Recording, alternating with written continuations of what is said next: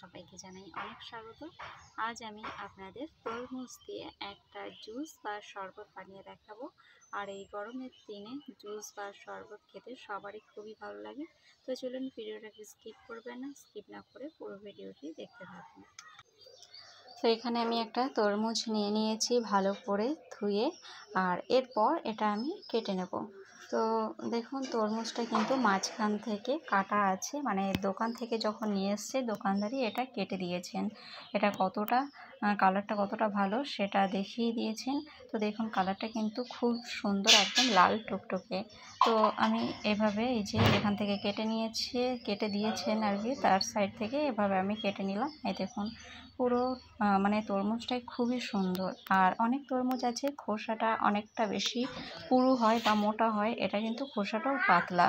তো আমি এবার এইভাবে কেটে নিয়ে এবার খোসাটা ছাড়িয়ে নেব। তো এবার খোসাটা এভাবে ছুলে নিচ্ছি।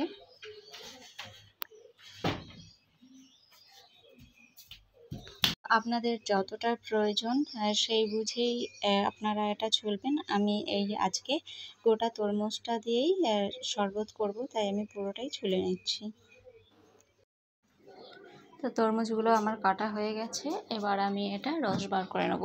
তো তার জন্য এখানে আমি একটা গ্রেটার ব্যবহার করব। আজকে আমি কোনো মিক্সারে কিন্তু এই রসটা বার করব না, আমি এই গ্রেটারে এভাবে একটু ঘষে ঘষে আমি রসটা বার করে নেব। তো এভাবে রসটা বার করলে তা এই যে তরমুজের যে বীজটা দানাটা সেটা কিন্তু এটা মিক্সড হবে না এর সাথে, এটা বার করে ফেলা যাবে। তো তার জন্যই আমি এই গ্রেটারে এটা গ্রেট করে নিচ্ছি। তো দেখুন এই যে এই গামলায় আমি এই তরমুজের রসটা বার করে নিয়েছি, আর এরপর আরেকটা পাত্র নিয়েছি এটা ছেঁকে নেওয়ার জন্য। তো এখানে আমি একটা ছোট ছাঁকনি নিয়েছি এটা ছেঁকে নেওয়ার জন্য। তো আপনাদের কাছে যদি বড় ছাঁকনি না থাকে সেক্ষেত্রে এভাবে একটু হাতের সময় নিয়ে এভাবে একটা চামচ দিয়ে একটু চেপে চেপে রসটা বার করতে হবে। আর যদি বড় ছাঁকনি থাকে তাহলে তো এক দুবারই হয়ে যাবে। তো আমি প্রথমে ছোট ছাঁকনি দিয়েই আপনাদের একটু দেখাচ্ছি। তো এভাবে ছোট ছাঁকনি দিয়ে ছাঁকলে একটু সময় লাগবে, আপনাদের একটু ধৈর্য ধরে এটা বার করে নিতে হবে। তো এই দেখুন এই যে যেটা বেরিয়েছে আমি এটা ফেলে দেব। তো একই রকমভাবে আমি এবার আপনাদের একটা বড় ছাঁকনি দিয়ে দেখাচ্ছি। তো এই বড় ছাঁকনি দিয়ে এবার আমি ছেঁকে নেব। তো বড় ছাঁকনি দিয়ে এটা একবারেই ধরে যাবে। তো আমি পুরোটাই একবারেই দিয়ে দিচ্ছি, দিয়ে এবার ভালো করে চেপে চেপে আমি রসটা বার করে নেব।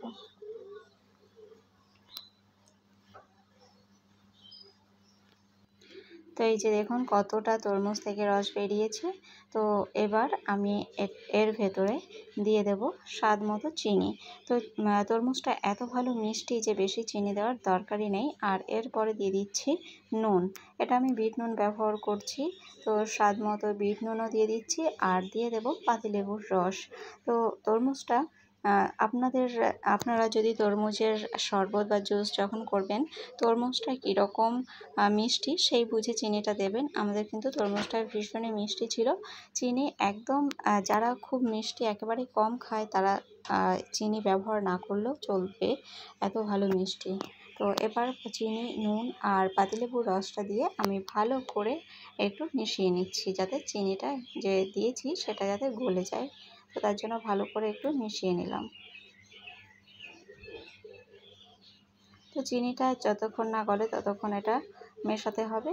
আর তারপর এটা আমি একটু সাইড করে রাখছি। আর এখানে আমি কতগুলো গ্লাস নিয়ে নিয়েছি। তো গ্লাসগুলো এবার আমি একটু সাজিয়ে নিলাম, আর এরপর দিয়ে দেব গ্লাসের ভেতরে বরফ। তো একটু ঠান্ডা ঠান্ডা না হলে তো গরমের দিনে ভালো লাগে না, আর শরবত বা জুস মানে তো একটু ঠান্ডাই, তাই না? তো এবার আমি বরফগুলো এর ভেতরে দিয়ে দিলাম, দিয়ে এবার আমি তরমুজের রসটা এবার এর ভেতরে গ্লাসের ভেতরে দিয়ে দিচ্ছি।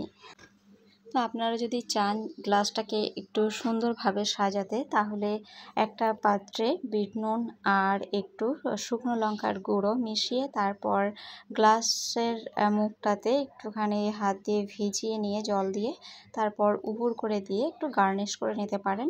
এই দেখুন আমার ছেলে এসে একটু মাঝে মাঝে দুষ্টুমি করছে, তো সেটা করে নিতে পারেন। আর একটু তরমুজও ওপর থেকে দিয়ে দিতে পারেন, তাহলে দেখতে একটু সুন্দর লাগবে।